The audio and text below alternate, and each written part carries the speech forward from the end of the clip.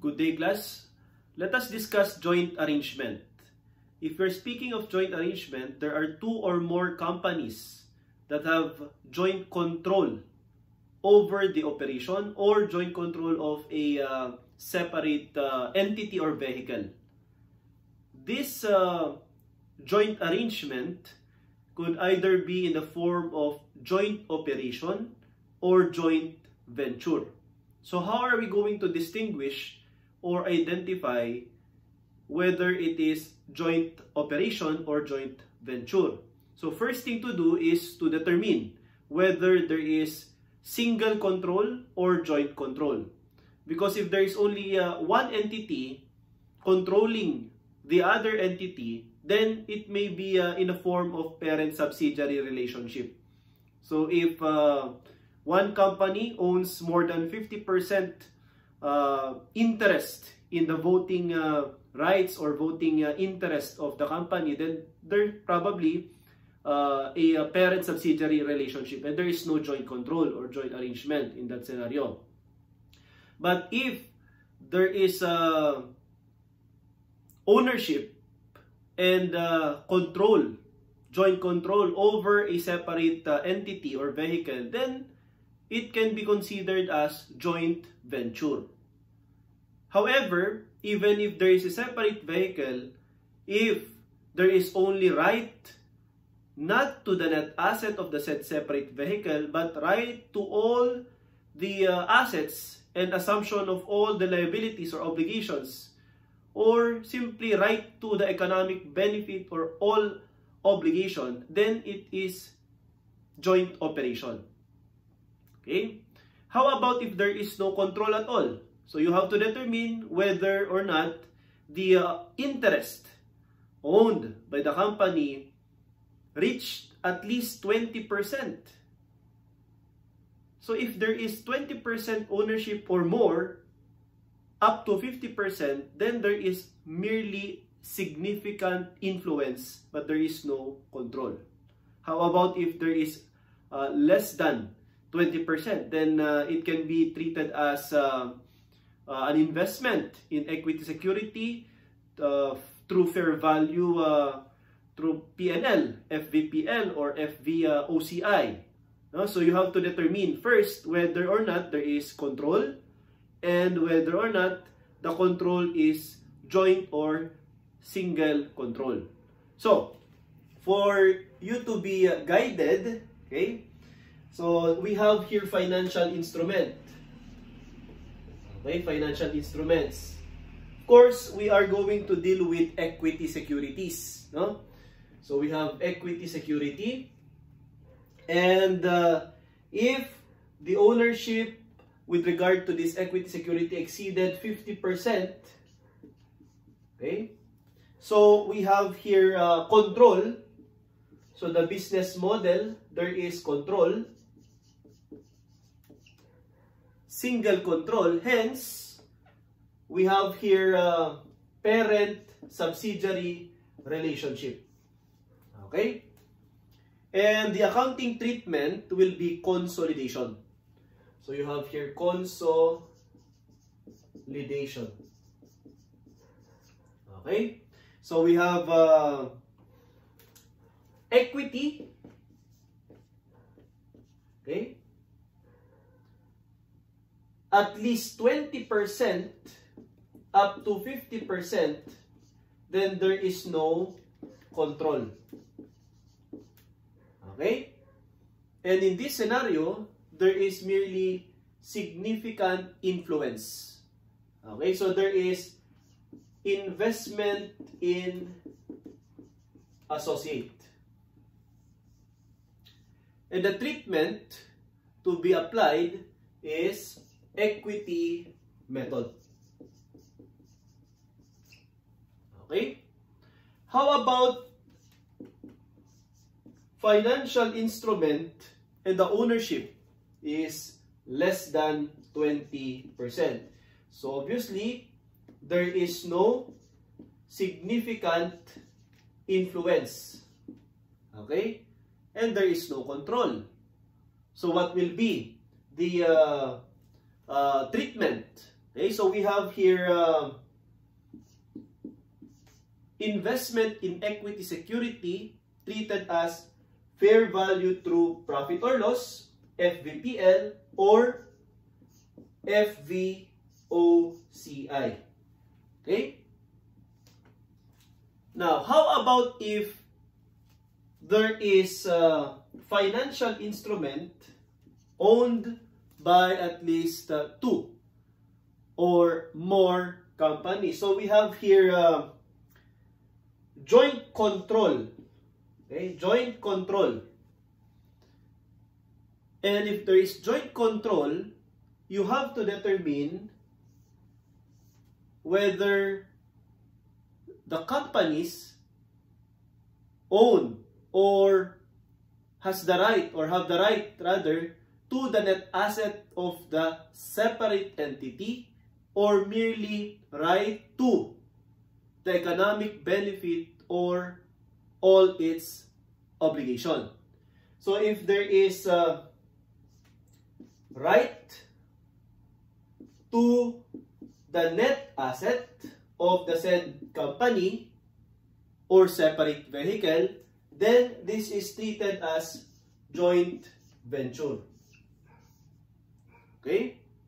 But if there is joint control between or among the companies, and they agreed on the ownership as to asset and assumption of liability, so there is merely a right to the economic benefit or an asset and assumption of all liabilities, then it should be treated as joint operation.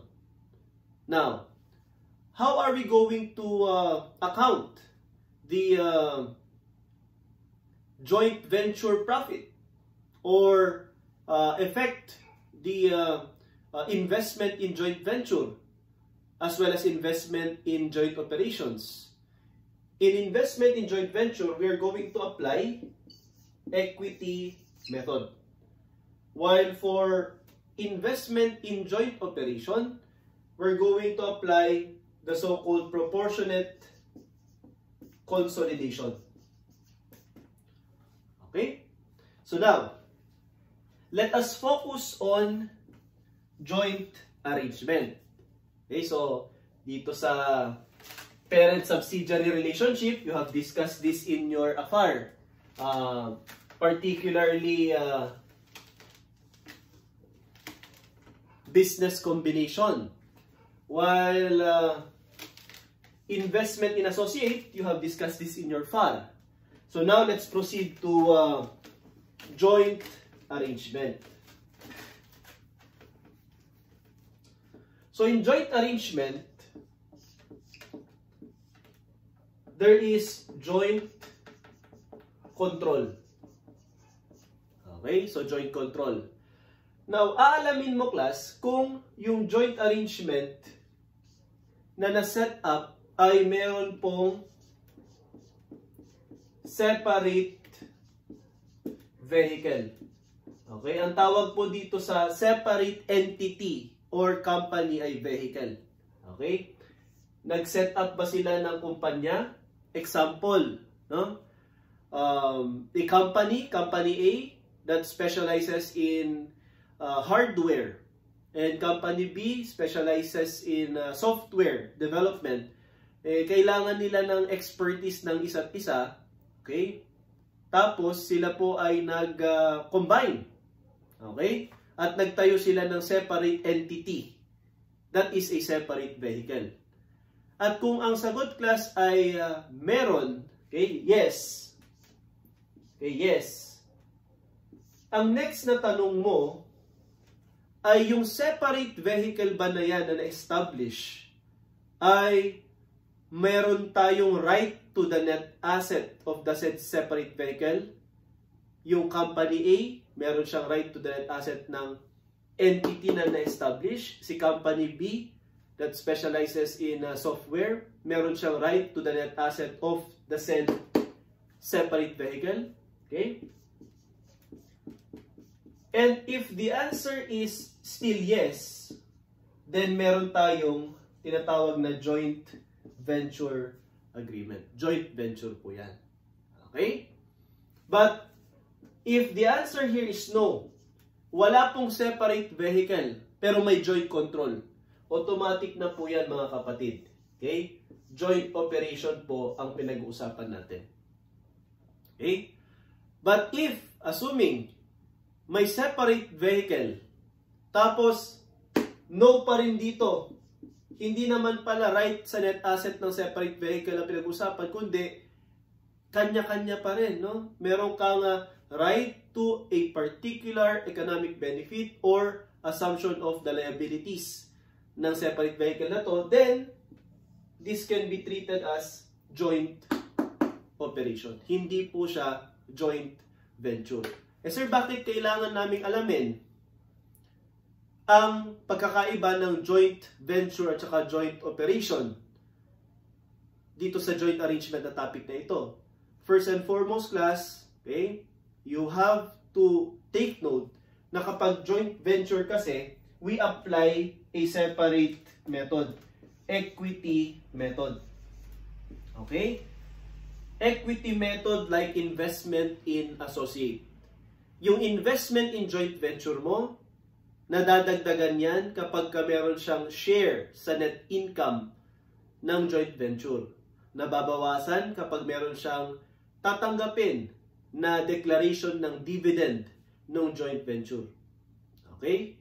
Kagaya ng investment in associate. Pero dito sa joint operation, hindi equity method ang ina-apply natin. We apply the so-called proportionate consolidation.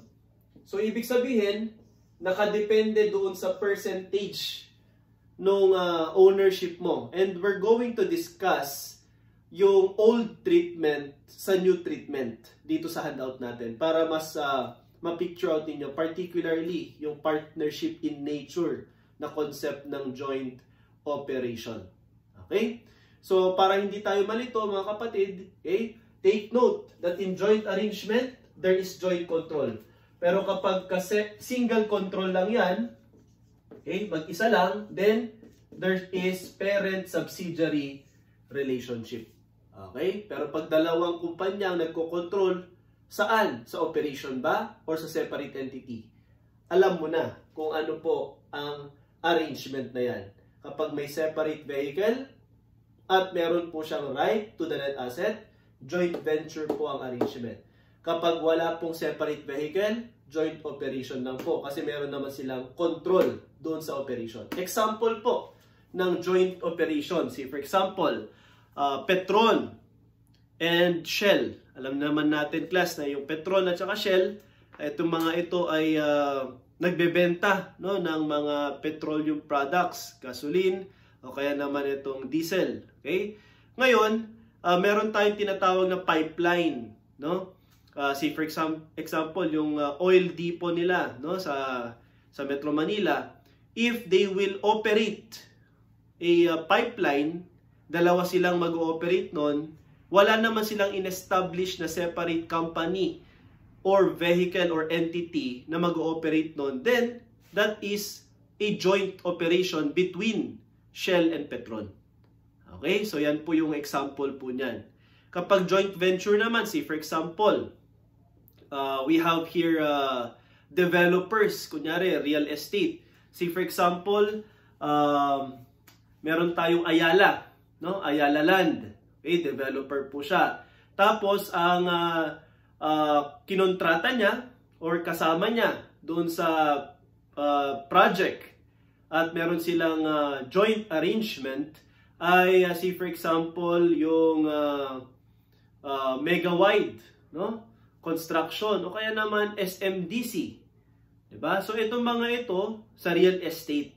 No? So, pag nag-create sila ng separate entity, meron tayong joint venture. Pero kung hindi sila nag-create ng separate entity, nag-ooperate lang sila, then we have here joint operations. Okay? So, in order for us to easily, no, grasp and understand the concept of joint arrangement, particularly joint operation and joint venture, we have to apply this concept sa problem solving.